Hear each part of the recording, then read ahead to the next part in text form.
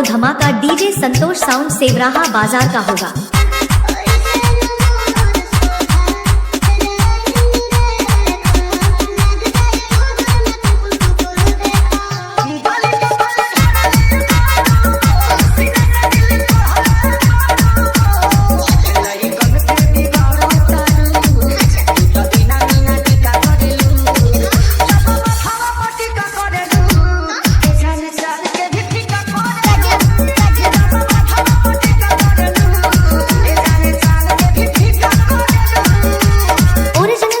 Base DJ Santosh sound सेवराहा बाजार DJ booking करने के लिए संपर्क करें।